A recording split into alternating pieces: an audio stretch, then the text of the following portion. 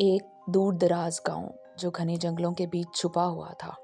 دن کے وقت یہاں سب کچھ پرسکون نظر آتا تھا، لیکن رات ہوتے ہی خوف ہر طرف پھیل جاتا تھا۔ پچھلے مہینے سے ہر رات ایک شخص لاپتہ ہو رہا تھا۔ نہ لاش ملتی تھی، نہ نشان، صرف خون کی لکیر جو جنگل کے اندر تک جاتی تھی۔ گاؤں والے کہتے تھے کہ یہ کسی عام بھیڑیے کا کام نہیں، بلکہ ایک شیطانی بھیڑیا تھا۔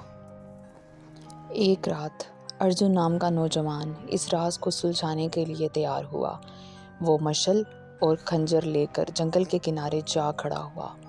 رات کی تاریکی میں ہر طرف سناٹا تھا، صرف پتوں کی سسراہٹ سنائی دیتی تھی۔ اچانک ایک گہری گرجدار آواز کے ساتھ سرخ چمکتی آنکھیں اندھیرے سے ظاہر ہوئیں۔ ارجن کے سامنے ایک بڑا کالا بھیڑیا کھڑا تھا، جس کے پنجوں سے زمین پر جلے ہوئے نشان بن رہے تھے۔ ارجن نے خنجر سے حملہ کیا اور بھیڑیا زخمی ہو گیا، لیکن خون کی بجائے اس کے زخم سے آگ کے شعلے نکلے۔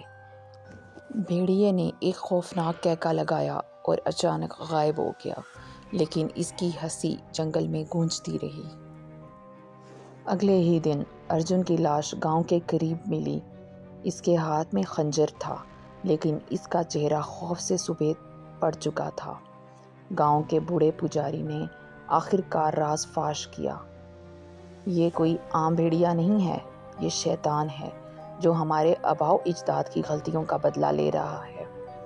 کئی سال پہلے ہمارے بڑوں نے ایک قحط سے بچنے کے لیے ایک شیطان سے معاہدہ کیا تھا، لیکن انہوں نے اسے دھوکہ دیا اور اب وہ ہر رات ہمیں سزا دینے آتا ہے۔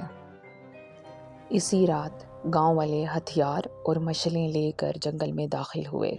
خون کے نشانات کو دیکھتے ہوئے وہ ایک غار تک پہنچے جو سرخ روشنی سے چمک رہی تھی۔ اندر بھیڑیا اپنی اصل شیطانی شکل میں ان کے سامنے آیا۔ تم مجھے نہیں روک سکتے، بھیڑیے نے گرجدار آواز سے کہا۔ تمہارے آباؤں نے جو کیا ہے، اس کی قیمت تم سب کو چکانی ہوگی۔ گاؤں والے حملے کرتے رہے، لیکن ان کے ہتھیار بیکار تھے۔ آخر میں پجاری نے ایک قدیم دعا پڑھنا شروع کی۔ دعا کی روشنی بھیڑیے کی گرد لپٹ گئی۔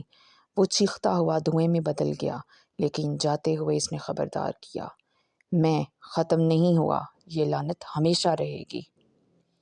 اگلی صبح گاؤں کے لوگ سمجھ رہے تھے سب کچھ ختم ہو گیا ہے، لیکن پھر ایک اور شخص غائب ہو گیا اور خون کے نشان پھر جنگل کی طرف جا رہے تھے۔ پجاری کی لاش بھی جنگل کے قریب ملی، اس کا چہرہ خوف میں جما ہوا تھا۔ آج بھی گاؤں کو خون آلود گاؤں کہا جاتا ہے اور رات ہوتے ہی وہاں صرف خوف چھا جاتا ہے۔